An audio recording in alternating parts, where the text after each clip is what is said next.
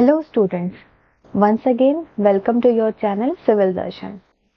First unit चल रहा था, ब्रिक्स का पोर्शन कंप्लीट हो गया था। अब हम आते हैं नेक्स्ट पोर्शंस पे जो भी हमारे फर्स्ट यूनिट में बचा हुआ है, that is cement, motor and sand. तीन टॉपिक्स आपके बचे हुए हैं। सीमेंट थोड़ा सा लॉन्ग है तो वो दो पार्ट में आएंगे। अभी आपके मोटार और सैंड थोड़े से शॉर्ट है, जिनके टॉपिक्स उतने इंक्लूडेड नहीं है फर्स्ट यूनिट में, तो उसको हम लोग कवर अप करते हैं इस वीडियो में। ठीक है, तो यूनिट 1 का अभी मोटार स्टार्ट करते हैं। चलिए,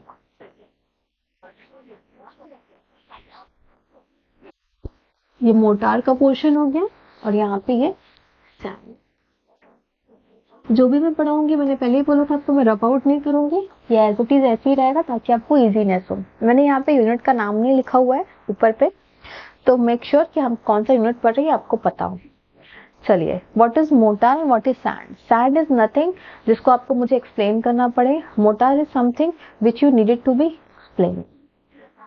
मोटार आप सबने देखा होगा। What is motor? मोटार क्या है? जो दो ब्रिक्स हम ऐड करते हैं, जब भी हम एक वॉल क्रिएट कर रहे हैं तो वो ईंटों से बनती है, ब्रिक से बनती है। ब्रिक्स को हम ऐड करेंगे, उसके बीच में एक पेस्ट यूज होता है, that paste name motor. Motor is a paste. आपको पता है कि सिंपल सीमेंट का पेस्ट नहीं होता है, वो किसका पेस्ट होता है? सीमेंट प्लस सैंड, दो को मिला के हम पेस्ट बनाते हैं with water, that is called mortar. तो मैं क्या लिख सकती हूँ? Cement plus sand plus water is known as mortar. But in some proportion, कुछ ना कुछ प्रोपोर्शन होता होगा। अगर मैं यहाँ पे मोटार यूज कर रही हूँ तो वो जो ब्रिक बनाने के लिए, सॉरी वॉल बनाने के लिए जो ब्रिक्स के अंदर मोटार होंगी वो अलग प्रोपोर्शन की होगी।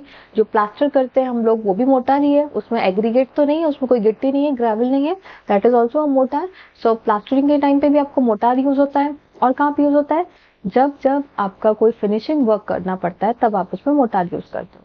डिपेंड्स कि आपका प्रोपोर्शन क्या क्या रहता है, आपके काम के हिसाब से वो प्रोपोर्शन रहता है। इसको मैं क्या बोल सकती हूँ कि हम जो भी प्रोपोर्शन अब मेंशन करेंगे मोटार की, वो सबसे पहला प्रोपोर्शन जो भी लिखेंगे वो सीमेंट के ऊपर जाएगा, दूसरा सैंड के ऊपर, तीसरा वाटर के ऊपर। ठीक, कई बार ऐसा होता है कि वाटर का प्रोपोर्शन हम अलग से लेते हैं। क्यों? क्योंकि वाटर का प्रोपोर्शन ही एक ऐसा प्रोपोर्शन है जिसको हम अलग से फाइंड आउट करके सीमेंट और सैंड के रेशियो में इंक्लूड करते हैं। तो मैं क्या करती हूँ, यहाँ पे वाटर के पोर्शन को छोड़ देती हूँ, लेफ्ट आउट वाटर का portion, we are including only cement and sand proportion. अगर मैं बोलती हूँ सीमेंट का प्रोपोर्शन 1 है और सैंड का प्रोपोर्शन 6 है, या फिर सीमेंट का प्रोपोर्शन 1 है, सैंड का प्रोपोर्शन 5 है, इसमें कुछ ना कुछ वाटर ऐड करूंगी। वाटर का प्रोपोर्शन कैसे लेते हैं वो भी मैं आपको बताऊंगी। तो सीमेंट फर्स्ट और second sand, that means if 1 kg of cement is there, you need to add 6 kg of sand, that is a proportion of motor.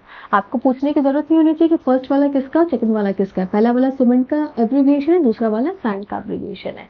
ये जो प्रोपोर्शन आपको दिख रहा है, that proportion has a huge not but a long list, जो आपको एक notes के टेबल पे एक होगा, नोट्स के टेबल पे आपको लिखा होगा इस नाम से, मिक्स प्रोपोर्शन के नाम से। Mix proportion is nothing but this, the proportions which we are adding or using to obtain a mortar is called mixed proportion of a mortar. The first value gives the value of cement and the other value which is in proportion that gives the value of your sand, right? तो cement और sand का proportion like this way, जो chart आपकी बनी हुई है उस हिसाब से आपका सीमेंट सैंड मोटार का प्रोपोर्शन दिया हुआ है। अच्छा, उसके बाद आपका मोटार में क्या आता है, आपको की इंग्रेडिएंट पता चल गया मोटार किससे बनता है, ये मोटार का मिक्स प्रोपोर्शन है। उसके बाद मोटार में और है आपका प्रिपरेशंस कैसे करते हैं मोटार की, मतलब तैयारी कैसे करते हैं। प्रिपरेशंस करने के लिए हमको कुछ ज्यादा नहीं चाहिए, एकदम सिंपल पता चलना चाहिए कि आपका मोटार बन कैसे रहा है। That means selection of raw materials, कौन से रॉ मटेरियल्स यूज कर रहे हैं, उसमें सीमेंट यूज कर रहे हैं, सैंड यूज कर रहे हैं, या जो भी यूज कर रहे हैं। रॉ मटेरियल्स का मतलब यहाँ पे ये होगा, आपको लगेगा मैम सीमेंट और सैंड ही तो यूज करते हैं, तो इसमें अलग से रॉ मटेरियल की क्या रिक्वायरमेंट है।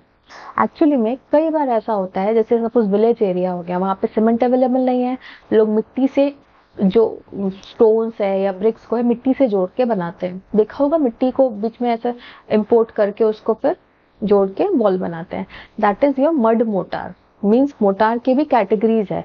रॉ मटेरियल समझने से पहले हम क्या करते हैं, इसके टाइप्स देख लेते हैं। यहाँ पे मैं टाइप्स लिख देती हूँ। टाइप्स में क्या हो सकता है, सबसे पहले मैं क्या करती हूँ, सीमेंट मोटार जिसमें सीमेंट और सैंड को मैंने ऐड कर दिया।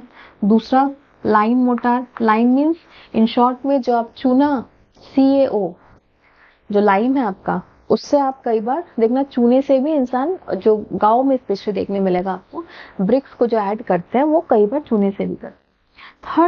थर्ड है आपका गॉश्ड। गॉश्ड मीन्स सीमेंट प्लस लाइम, थोड़ा पोर्शन सीमेंट थोड़ा पोर्शन लाइम। अब गॉश्ड क्यों करते होंगे भाई? जिनको थोड़ा सा कॉस्टिंग को लेके इशू रहता है, जैसे विलेज एरिया में सीमेंट तो मिल गया, थोड़ा कम है, बट तो हम क्या करेंगे, लाइम इसमें ऐड कर देंगे। Lime as compare to cement easy है, चीपेस्ट है, तो हम क्या करेंगे, दोनों का ऐड करेंगे, that will be a gauged. और क्या हो सकता है आपका, मड मोटार हो सकता है। एक थोड़ा सा पोर्शन आपका मैं फर्स्ट यूनिट का जो ब्रिक वाला पोर्शन था उसमें से लेती हूँ, दैट विल बी योर सुर्खी मोटार। व्हाट इज सुर्खी? Keep a question in your mind, सोचिए सुर्खी क्या है। सुर्खी मैंने एक लास्ट टॉपिक में इंक्लूड किया था कि भाई जो भी आपकी फोर्थ क्लास ब्रिक है उसमें दो वैरायटी थे, झामा एंड पीला। झामा इज ओवरबर्ड, पीला इज अंडरबर्ड। अंडरबर्ड जो ब्रिक है, फोर्थ क्लास ब्रिक है, मीन्स टूटा फूटा है वो। जो पीला है वो क्या है आपका, अंडरबर्ड, टूटे फूटे ब्रिक्स है, जिनको हम पाउडर करते हैं, क्रश करते हैं, और कहाँ यूज करते हैं, आपके सीमेंट मोटार के फॉर्म में। मीन्स वो जो सुर्खी है, उस सुर्खी को, जो पीला के पाउडर्ड फॉर्म है, उसको मैं यूज करूंगी मोटार के इसमें, सीमेंट के साथ उसको ऐड करूंगी सैंड की जगह, या सैंड का कुछ प्रपोर्शन और सुर्खी का कुछ प्रपोर्शन और सीमेंट का कुछ प्रपोर्शन। तो वो जो मेरा मोटार रेडी होगा, दैट विल बी योर सुर्खी मोटार, राइट। तो ये सारे एब्रीविएशंस आपके मोटार के टाइप्स है। तो आपको जब आप रॉ मटेरियल सेलेक्ट करेंगे, you need to focus that what you are using, cement, lime, or whatever you are using, that will be included in your raw materials, right? Next is your proportioning. What proportions are you required for your different type of works, like plastering, like thinner plastering, like DPC or pointing, or you are making a wall, brick masonry, that will be gives your proportion. Different works have different proportions. Work कौन कौन से हैं उसको भी मैं एक बार explain कर दूंगी, ठीक। उसके बाद क्या हो जाएगा आपका मिक्सिंग। Mixing is important. मैं देखा होगा मिक्सिंग के बहुत सारे वेराइटीज हैं, मैं ज्यादा डिटेल में नहीं जाऊंगी, आपने सबने देखा हुआ है। तो ये नोट्स में बहुत ज्यादा डिटेल में इसलिए नहीं दिया है क्योंकि आपका इतना कुछ क्वेश्चन इसमें आता नहीं है, पोर्शन इसमें बहुत ज्यादा कवर अप नहीं है। इंपॉर्टेंट पोर्शन है आपका मिक्स प्रपोर्शन का जो टेबल है, उसको आप अच्छे से इंक्लूड कर लेंगे अपने, जब भी आप लर्न करेंगे तब उसको अच्छे से इंक्लूड कर लेंगे, क्योंकि ये प्रपोर्शंस आपको पूछे जाते हैं एग्जाम में। तो आपको प्रपोर्शंस को ध्यान में रखना, keep in your mind. Like mixing, जब आप बात करें, मिक्सिंग बहुत टाइप से होती है। एक मैनुअली जो हैंड में आपने देखा होगा, ग्लव्स पहन के और वो पैर में पैड्स लगा के जो करते हैं, उसमें क्या करते हैं हम लोग, ड्राई इंग्रेडिएंट्स को पहले मिक्स करते हैं, when taken in a proper proportion. उसके बाद उसको बीच में से एक वेल जैसा बनाते हैं जिसमें वाटर ऐड करते हैं, फिर बाहर से ले लेके मिक्सचर को हम पानी में ऐड करते हैं। So it's a process of mixing by hand mixing. अभी जो ड्रम आ गए हैं, ड्रम में क्या होता है, कंटिन्यू आपने देखा होगा ड्रम रोटेट होता है, उसमें वाटर एंड सारी चीजें ड्राई, पहले उसको मिक्स किया जाता है, फिर उसमें वाटर ऐड किया जाता है। So they are very many methods of mixing. You can use manually और you can use it in machine also, right. So these are the topics included in mortar. But mortar के कुछ जो आपके types मैंने उसमें डाले हुए हैं प्रपोर्शंस में, उसके प्रपोर्शंस के एब्रीविएशंस मैं दे दूं कि किस किस लिए किया है। Brick masonry, brick masonry means ईंटों से बना हुआ जो वॉल है। मैसनरी मीन्स जो ईंटों से बना हुआ काम है, मीन्स वॉल में जो हम ईंट से जोड़ के वॉल बनाते हैं, that is your brick masonry. Stone masonry, brick की जगह पे आप स्टोन यूज करेंगे, पत्थर, बड़े बड़े पत्थर यूज कर रहे हैं जिससे आप वॉल खड़ी कर रहे हैं, that will be your stone masonry. Half brick work means आधा ब्रिक का काम हुआ जिसमें प्लास्टरिंग नहीं हुई है, ठीक है, आधा ब्रिक का काम करके उसे छोड़ दिया। एक्सटर्नल प्लास्टर, इंटरनल प्लास्टर, बाहर के वॉल पे जब प्लास्टर करेंगे और अंदर के वॉल पे प्लास्टर करेंगे। सीलिंग प्लास्टर, सीलिंग मीन्स ऊपर का जो एरिया है, दैट मीन्स योर जहाँ पे आपका फैन वगैरह अटैच होता है वो सीलिंग है, उसको जब आप प्लास्टर करेंगे। सबका प्रोपोर्शन अलग अलग है, क्यों? फॉर द रीजन सीपेज के लिए, फॉर द रीजन इंटरनल कितना डैमेज होगा, कितना फोर्सेस उस पर लगेगा, कितना रिक्वायर्ड है, सारी चीजों के हिसाब से हम उसके प्रोपोर्शंस को डिसाइड करते हैं। मैं नहीं बोल सकती कि सीलिंग का प्रोपोर्शन और वॉल का प्रोपोर्शन सेम होगा, just because of the reason कि भाई सीलिंग पे हो सकता है कई बार आके पानी जमा हो जाता है ऊपर के सरफेस में, छत पे, तो वो थोड़ा पानी उसको पर्कुलेट होने में टाइम लगता है, थोड़ा पानी ड्रेन ऑफ होने में टाइम लगता है। तो जहाँ पे प्रॉपर प्रोपोर्शंस यूज नहीं होते हैं या फिर प्रॉपर मैनेजमेंट नहीं होता है, वहाँ की स्ट्रेंथ भी कम होती है, कहीं ना कहीं वो प्लास्टर होल्ड भी करके नहीं रखता है, और सीपेज प्रॉब्लम्स हो सकती है, डिफरेंट टाइप ऑफ प्रॉब्लम्स हो सकती है, तो उन सारी चीज़ों के लिए आप क्या करते हैं कि एक्सटर्नल और इंटरनल के प्रोपोर्शंस प्लास्टरिंग के, सीलिंग के, सारी चीज़ों को अलग अलग रखते हैं, depends on the various requirements of your building.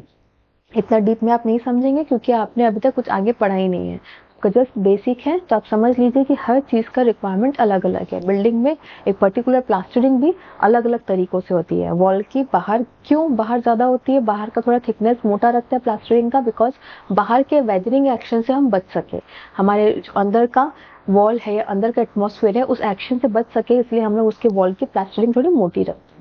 So just because of many reasons we are using different varieties. What is DPC? DPC don't know, DPC मैं आपको बता देती हूँ।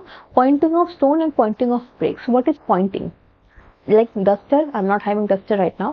So duster है, duster के corner जो edges point है, जो जिसमें हम एक sharp nib दिखाते हैं, उस nib को कुछ भी क्यूबॉइड है उसका शार्प निब होगा, एजेस को जोड़ते हैं जब एक कॉर्नर पॉइंट होता है उसको हम पॉइंटिंग बोलते हैं। तो स्टोन में भी और ब्रिक में भी कहीं ना कहीं पॉइंटिंग इंपॉर्टेंट है। जब हम कॉर्नर और किसी एज को शो करेंगे तो पॉइंटिंग इंपॉर्टेंट है, दैट इज कॉल्ड पॉइंट। ठीक है। अब डीपीसी, डीपीसी क्या होता है, हम जब भी वॉल बनाते हैं, फ्लोर बनाते हैं, फ्लोर और वॉल के बीच में हम एक लेयर डालते हैं, जो एक पतली सी लेयर होती है, that will be your something 0.2 और समथिंग मीटर्स।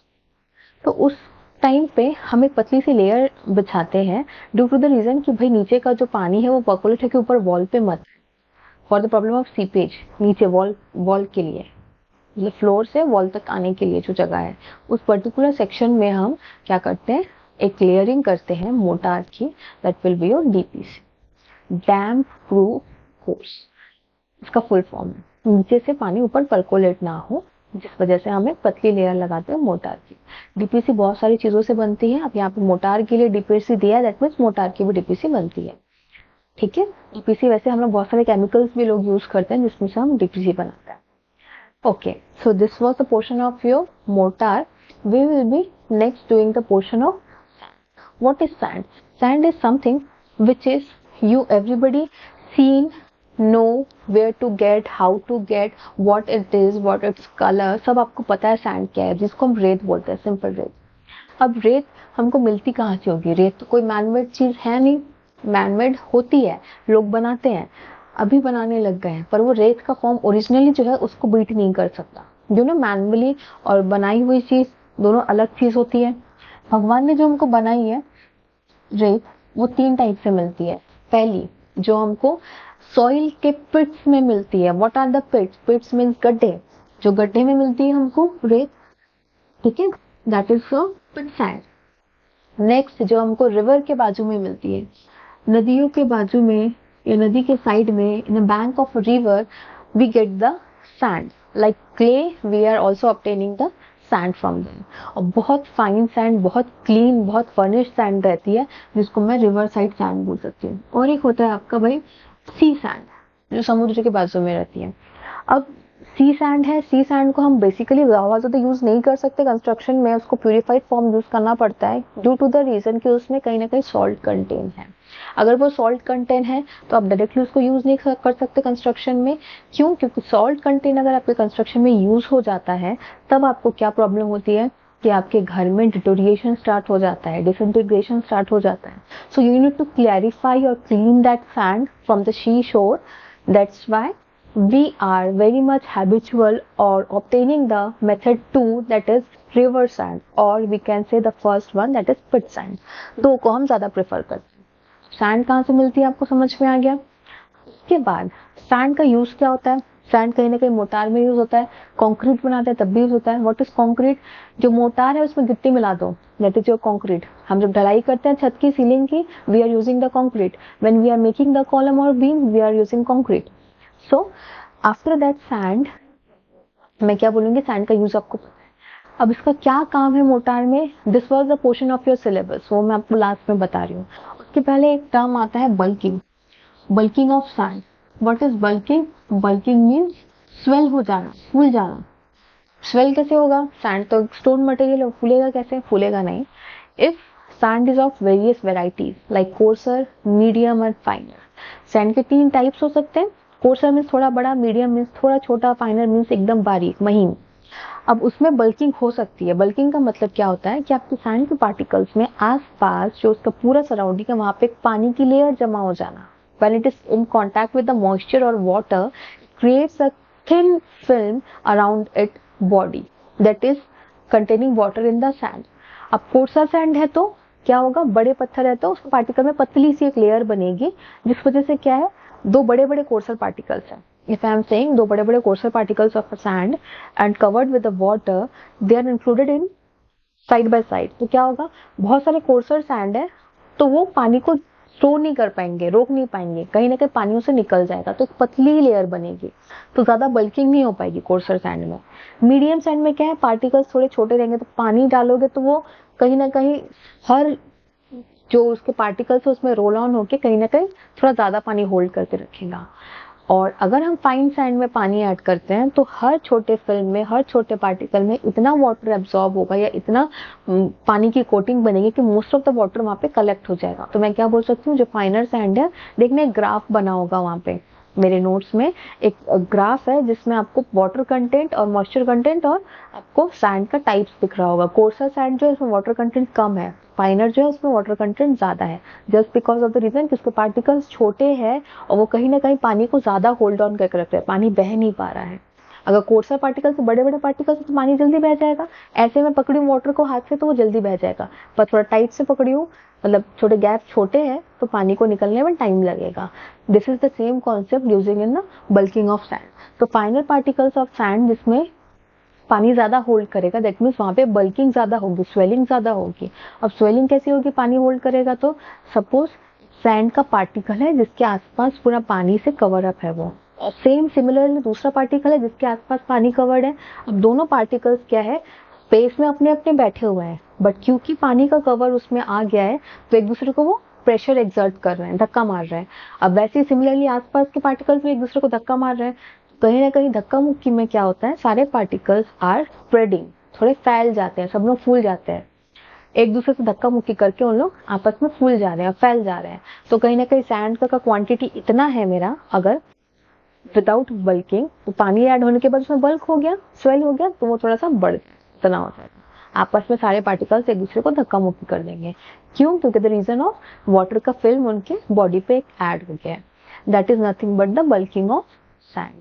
अब आपका वो जो आपका एक ग्राफ है उसको आप इसमें ऐड कर सकते हो बल्किंग ऑफ सैंड में। Your last topic is the use of sand in motor. Use of sand in motor, right? इतना ही आपका एक्सप्लेनेशन होना है सैंड में और मोटार में। और कोई टॉपिक लेफ्ट है क्या? Let me check it once. No.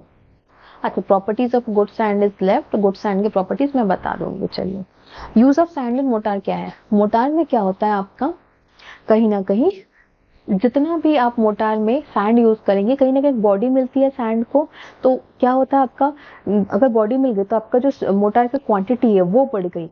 मैं क्या बोल सकती हूँ, वो इंक्रीज करेगा वॉल्यूम को, वॉल्यूम ऑफ मोटार।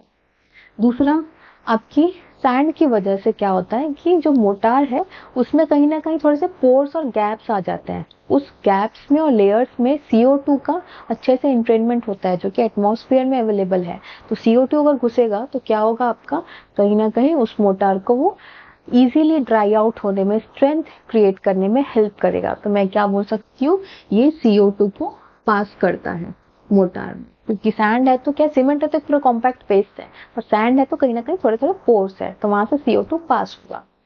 तीसरा क्या काम है आपके मोटार का? मोटार आपके सीमेंट के पेस्ट को अच्छे से स्प्रेड करेगा, सरफेस एरिया बढ़ाएगा, बाइंडिंग मटेरियल की सरफेस एरिया को इंक्रीज करेगा।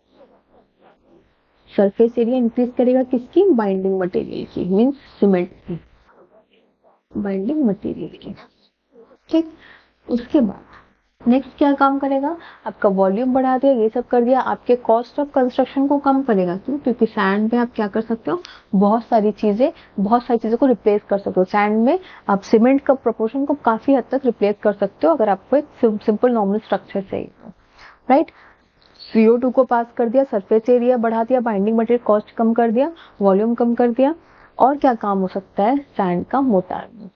सैंड का कहीं ना कहीं ये काम है कि भाई सैंड आपका अगर इसको बॉडी दे रहा है, अगर इसको बॉडी दे सकता है, मोटार को बॉडी दे सकता है, तो कहीं ना कहीं सैंड आपका किसी भी चीज में, अगर कंक्रीट में यूज हो या मोटार में यूज हो, तो वो उस बॉडी के लिए क्या करेगा, कहीं ना कहीं स्ट्रेंथ भी बढ़ाएगा। सिंपल सीमेंट का पेस्ट है और रेती से बना हुआ है, तो सीमेंट का स्ट्रेंथ प्लस सैंड का स्ट्रेंथ, स्ट्रेंथ बढ़ गई हमारी, तो मैं क्या बोल सकती हूँ, वो स्ट्रेंथ भी प्रोवाइड करेगा आपके उसमें।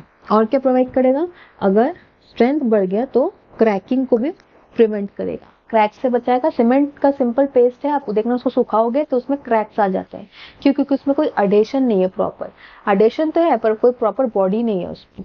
तो प्रॉपर बॉडी के साथ अगर उसको चिपकाओगे तो क्या होगा, कहीं ना कहीं वो क्रैक से भी प्रिवेंट करेगा आपके उसको। अगर क्रैक से प्रिवेंट करेगा तो एक और चीज आपका आता है श्रिंकेज, मीन सिकुड़ना।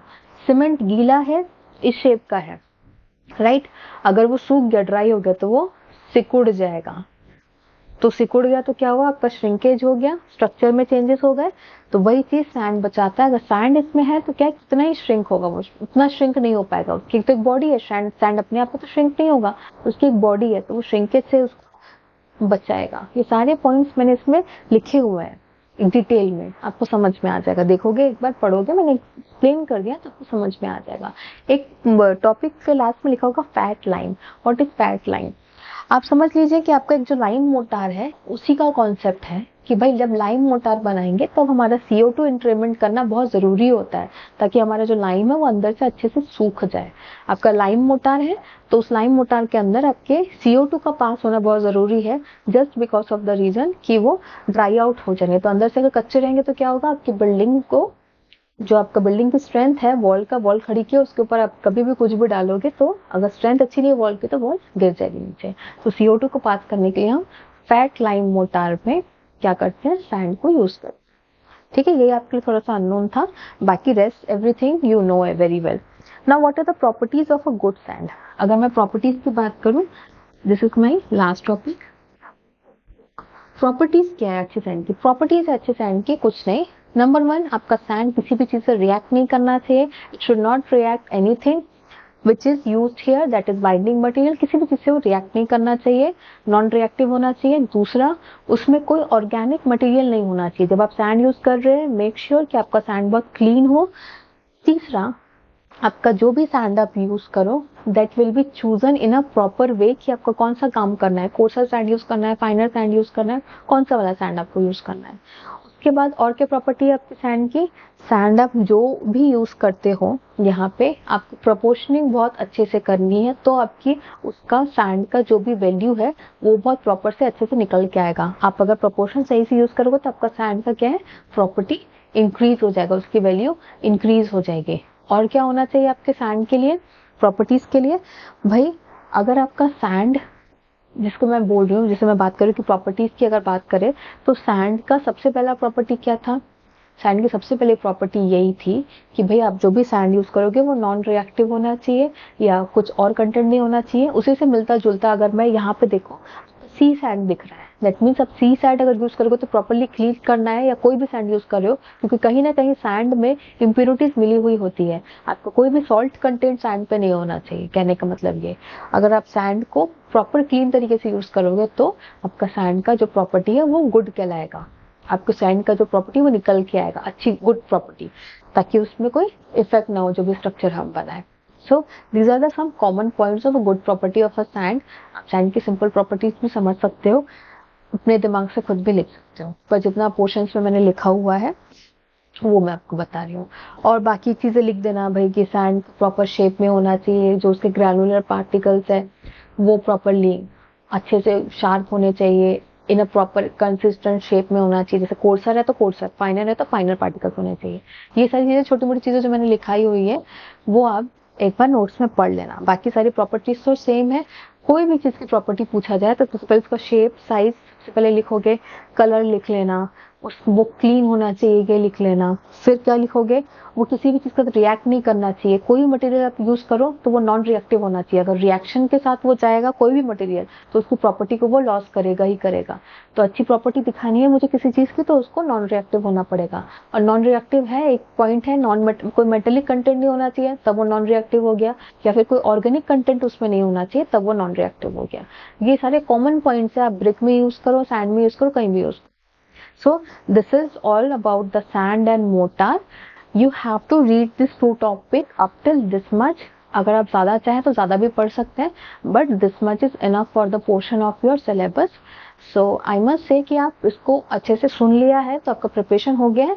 डिटेल नोट में एक बार रीड कर लो कि इन पॉइंट्स को लिखना कैसे है बस, राइट?